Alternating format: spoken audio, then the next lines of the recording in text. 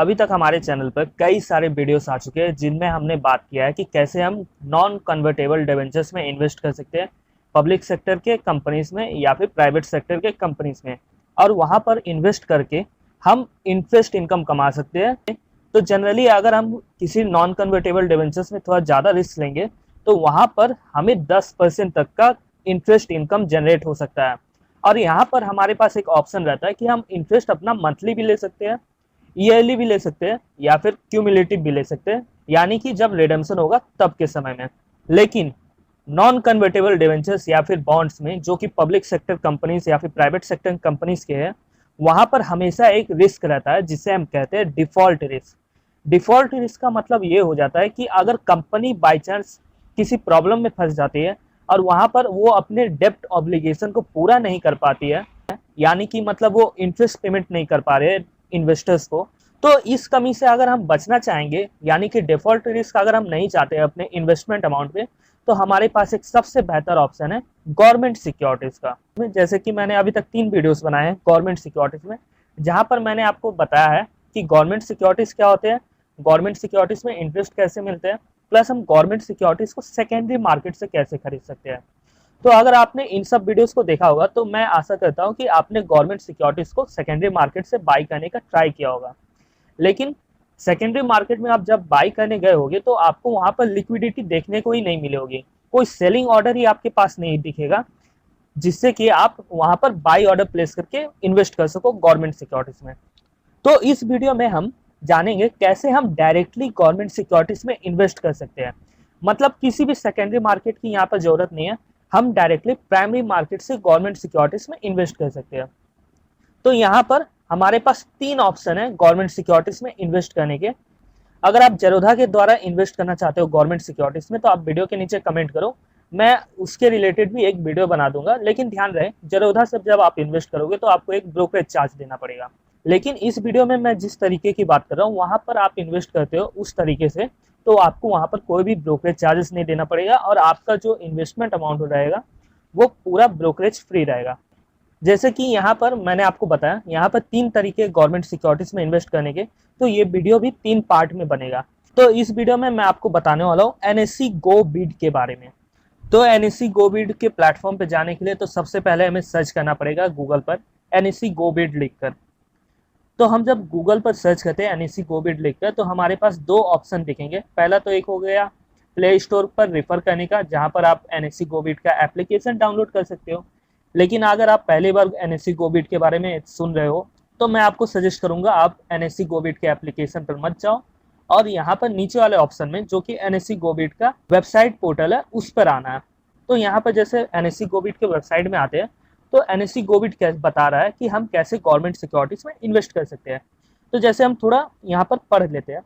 तो जैसे NSC go Beed is an online platform through which retail investor can purchase government securities. यहाँ पर NSC go Beed एक platform provide कर रहा है जिसके थ्रू हम गवर्नमेंट सिक्योरिटीज में इन्वेस्ट कर सकते हैं।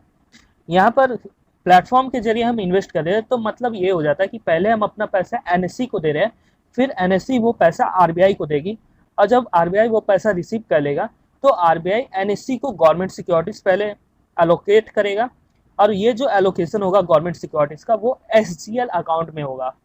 अब यहाँ पर एनएससी क्या करेगा, एनएससी उस गवर्नमेंट सिक्योरिटीज को रिटेल इन्वेस्टर्स को प्रोवाइड करेगा उनके डीमेट अकाउंट में।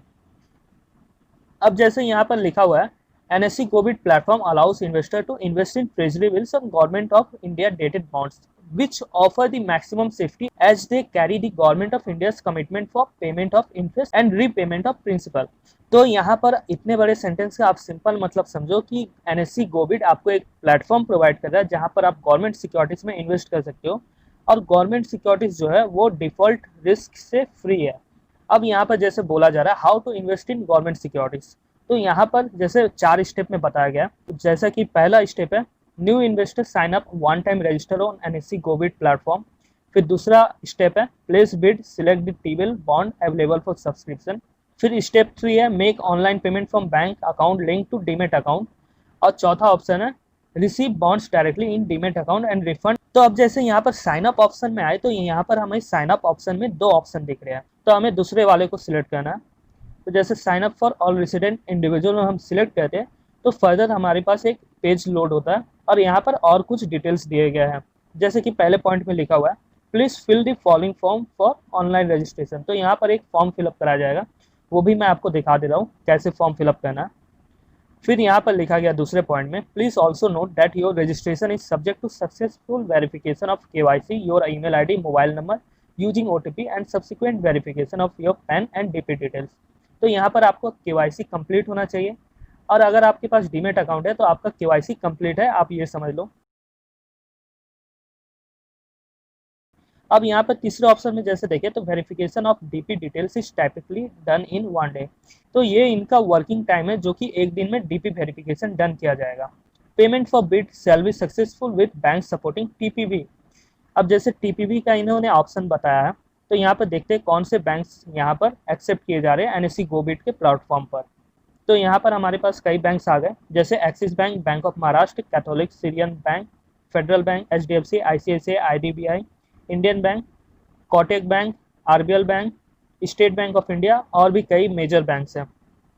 तो अगर आपका डीमेट अकाउंट इन बैंकों से लिंक है तभी आप NSE गो बिड के प्लेटफॉर्म को यूज कर पाओगे। अब जैसे कि अगर आपका डीमेट अकाउंट इन सब बैंक्स में लिस्टेड नहीं है तो आपको टेंशन लेने की ज़रूरत नहीं है।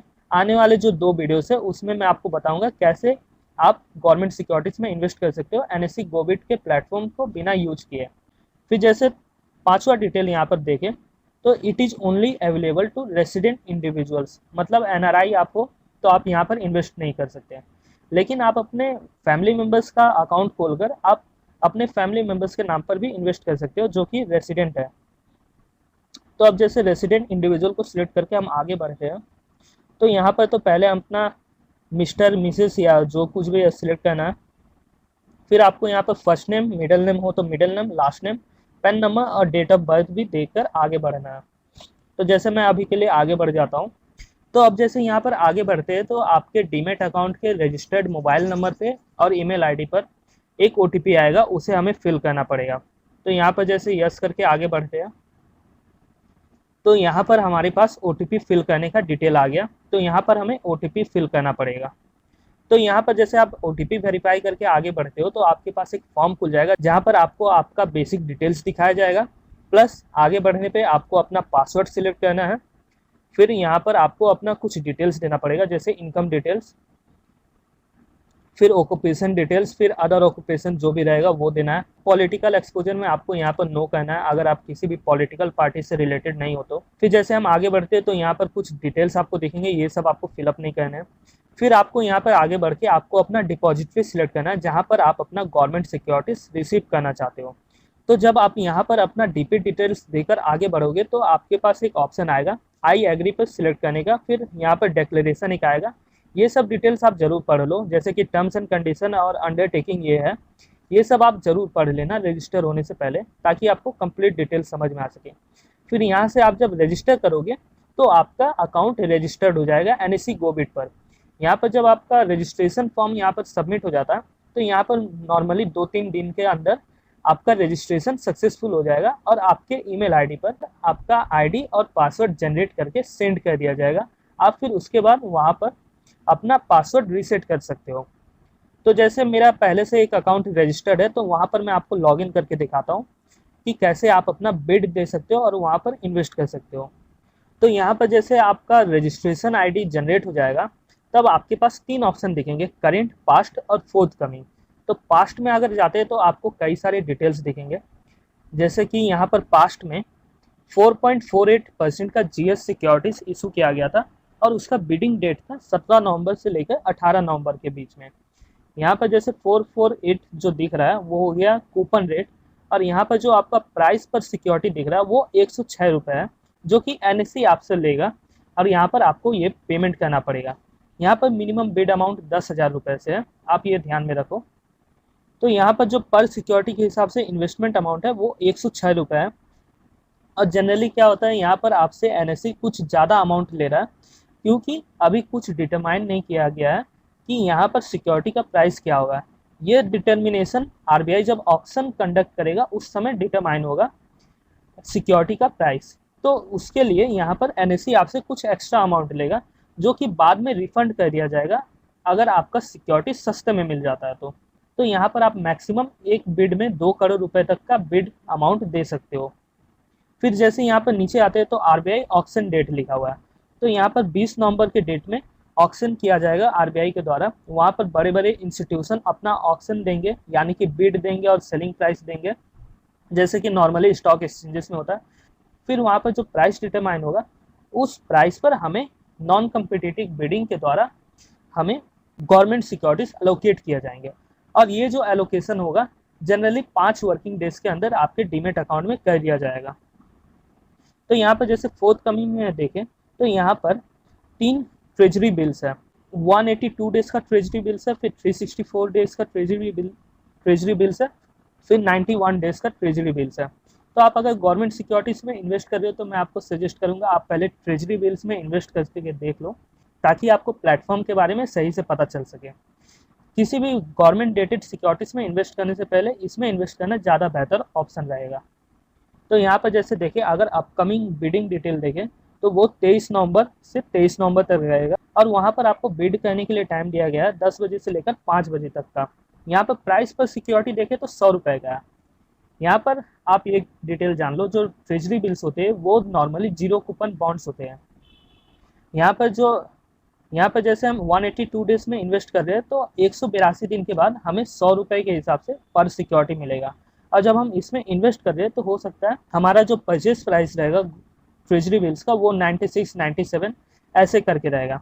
नॉर्मली ये YTM पे डिपेंड करता है, जो कि आरबीआई के वेबसाइट पर दिया जाता है। तो जैसे अभी करंट में देखें तो अभी कोई भी बिड नहीं है, और ये जो फोर्थ कमिंग बिड है वो मंडे को आएगा, तो मंडे को आप यहाँ पर देख पाओगे और अपना बिड दे पाओगे। अगर आप NSE Go Bid के प्लेटफॉर्म के ऊपर और एक डिटेल में वीडियो चाहते हो तो आप वीडियो के नीचे कमेंट करो और इस वीडियो को लाइक करो। मैं जरूर से एक NSE Go Bid प्लेटफॉर्म के ऊपर और डिटेल में एक वीडियो बना दूंगा। सो इस वीडियो में बस इतना है। सो अभी के लिए bye bye, thank you for watching.